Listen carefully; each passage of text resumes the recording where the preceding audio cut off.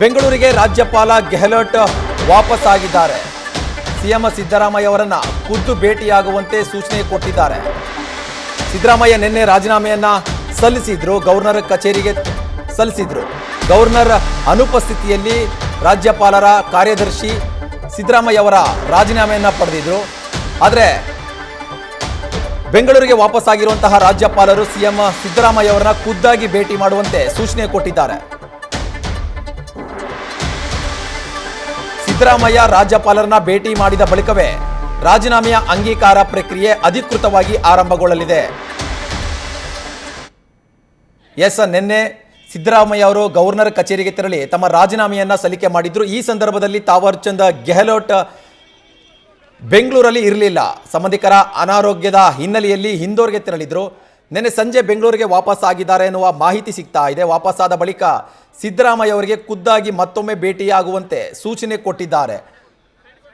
ಹಾಗಾಗಿ ದೆಹಲಿಯಲ್ಲಿರುವಂತಹ ಸಿದ್ದರಾಮಯ್ಯ ಅವರು ಇಂದು ಸಂಜೆ ಬೆಂಗಳೂರಿಗೆ ವಾಪಸ್ ಆಗುವಂಥ ಸಾಧ್ಯತೆ ಇರುತ್ತೆ. ವಾಪಸ್ಸಾದ ಬಳಿಕ ಮತ್ತೊಮ್ಮೆ ಲೋಕಭವನಕ್ಕೆ ತೆರಳಿ ರಾಜ್ಯಪಾಲರನ್ನ ಭೇಟಿಯಾಗುವಂಥ ಸಾಧ್ಯತೆ ಇರುತ್ತೆ.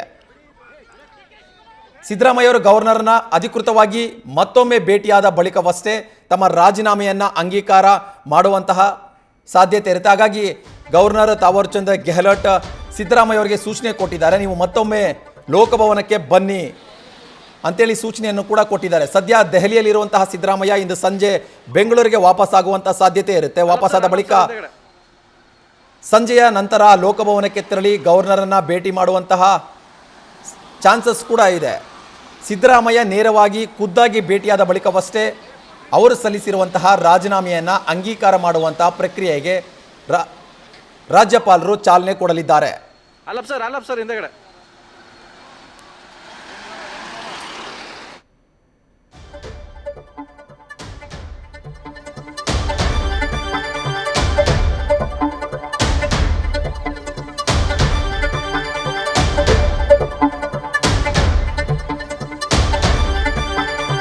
ಸಿದ್ದರಾಮಯ್ಯ ರಾಜೀನಾಮೆ ಸಲ್ಲಿಸಿದ್ರು, ಆದರೆ ರಾಜೀನಾಮೆ ಇನ್ನೂ ಅಧಿಕೃತವಾಗಿ ಅಂಗೀಕಾರವಾಗಿಲ್ಲ. ಯಾಕಂತ ಹೇಳಿದ್ರೆ ನಿನ್ನೆ ಸಿದ್ದರಾಮಯ್ಯ ಗವರ್ನರ್ ಕಚೇರಿಗೆ ಭೇಟಿ ಕೊಟ್ಟಂತ ಸಂದರ್ಭದಲ್ಲಿ ಗವರ್ನರ್ ಕಚೇರಿಯಲ್ಲಿ ಇರಲಿಲ್ಲ.